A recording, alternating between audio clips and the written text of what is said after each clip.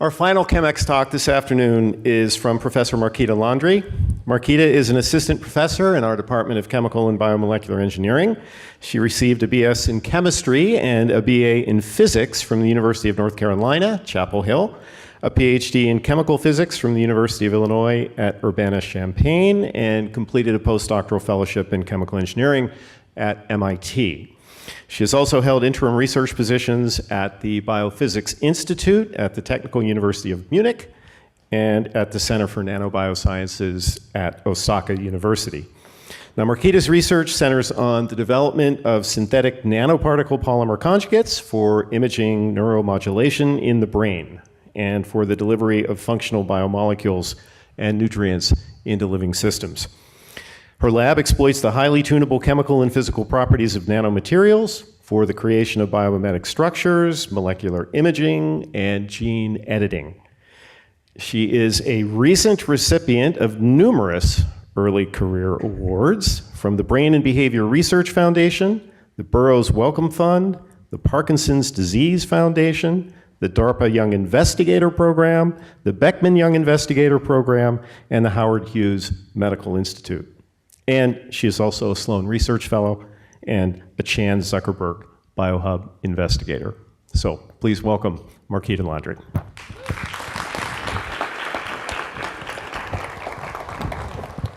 Thank you for the introduction, for the opportunity to be here. I'm a scientist. I'm a chemical engineering professor here at UC Berkeley and a classically trained chemical physicist. Now, back when I was in college, I had a really good fortune to have a good group of friends. We'd help each other out whenever classes got tough. And out of all my friends, Mike was my go-to person for an optimistic spin. He'd be the first person to suggest getting a beer instead of spending the night sulking over that C in nuclear physics. It's been over a decade since my undergraduate days, and Mike remains to this day one of the most consistently optimistic and joyful people that I have ever met, which is why it was so surprising for me to hear that in the spring of last year, Mike took his life. How did someone like Mike, who epitomized all that is good and happy in life, choose suicide? I was saddened by his death, but I was also really frustrated and really confused. Did his friends realize that he was lingering in a precarious mental health state? Did his family know? Did his doctors know? Did Mike himself know? Did anyone know? I hope you don't have a Mike in your life, but maybe you have a relative who started having trouble remembering your recent conversations, now diagnosed with Parkinson's disease. Maybe it's your own teenage daughter whose social drinking has become an alcohol addiction.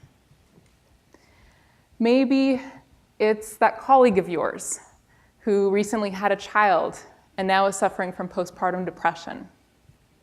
Or maybe it's your elementary schooler who, after getting that one last final warning about his out-of-control tantrums, is now diagnosed with attention deficit hyperactivity disorder, or ADHD. It's uncomfortable to talk about mental health, isn't it?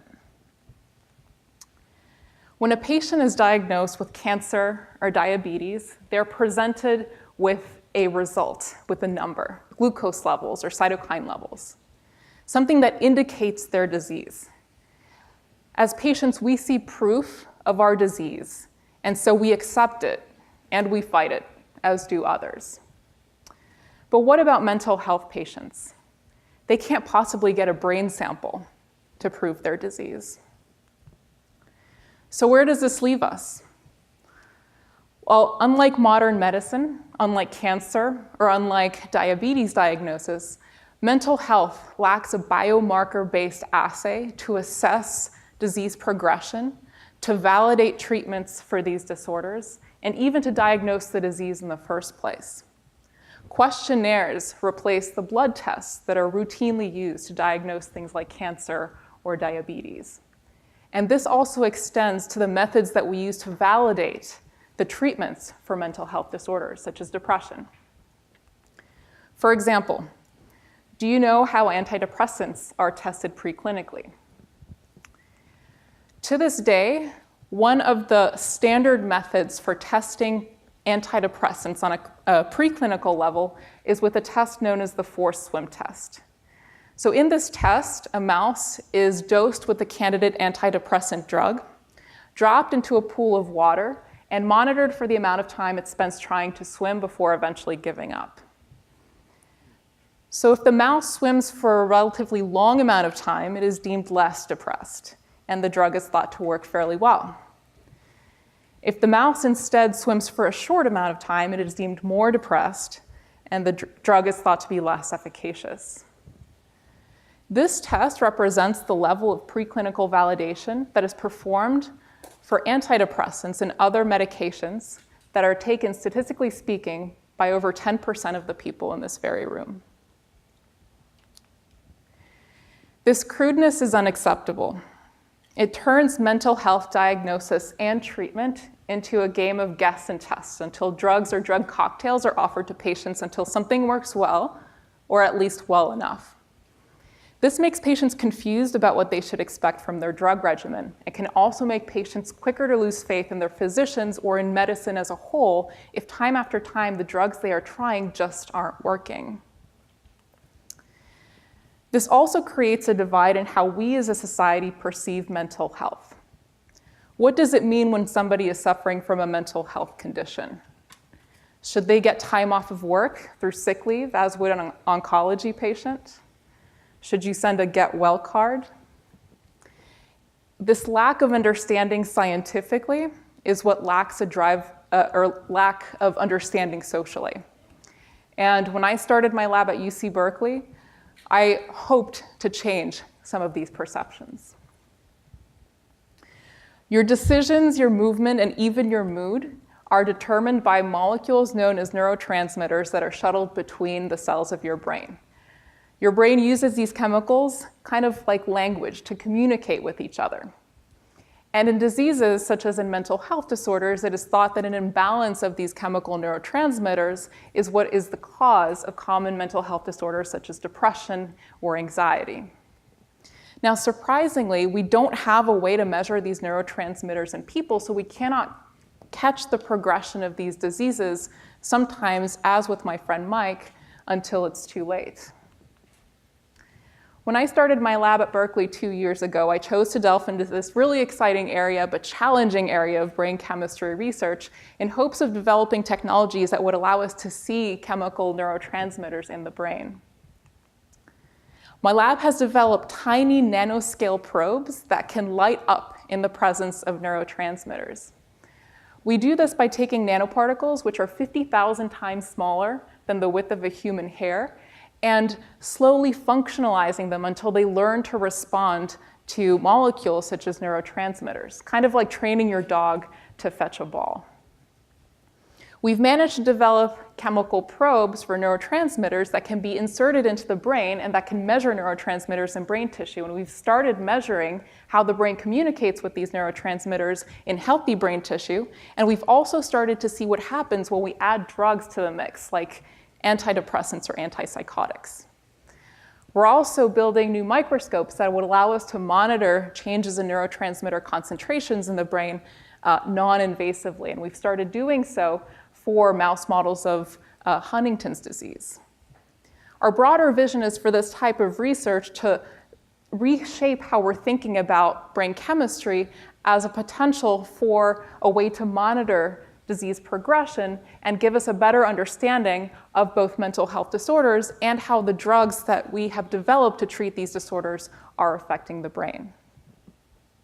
Imagine, for example, if we could tell you whether that new drug that was prescribed to your ADHD-afflicted preschooler worked within 20 minutes, instead of having to wait weeks or months to see if their behavior improved.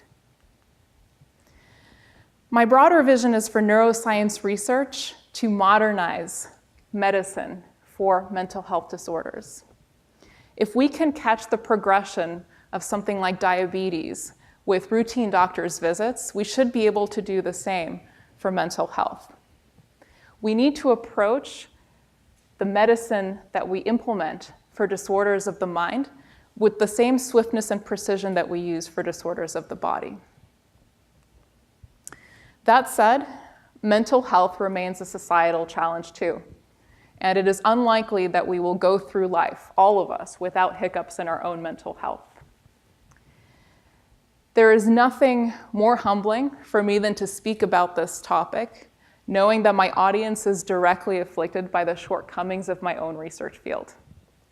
But until we and other engineers and scientists and physicians figure out this really challenging problem, there are also a few things that you can do. First, just because we don't have a biomarker blood-based test for mental health disorders doesn't mean that mental health isn't real. Mental health is very real, so monitor your own mental health more closely. Secondly, be more aware of others' mental health. Provide the same empathy and courtesy to your colleague who's suffering from depression as you would if they were an oncology patient. And lastly, know that there are many scientists, engineers, and physicians that are working really hard on this very challenging problem. While we figure this out at the scientific level, we also need to figure this out at the societal level. This is where your involvement comes in. So for example, don't turn a blind eye to your partner if their moods suddenly change. Don't ignore your friend's jokes about suicidal thoughts. Don't tell your daughter it's just a phase if she starts feeling pangs of anxiety. Don't bully the quiet kid at school. Don't bully any kid at school.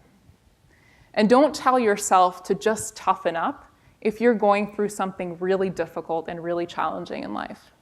Seek the help you need and also be the help that others may need. My personal hope is that your understanding of how large a challenge it is to assess mental health from a medical perspective will engender your broader understanding and compassion for people like my friend Mike who are suffering from challenges to their mental health. Thank you.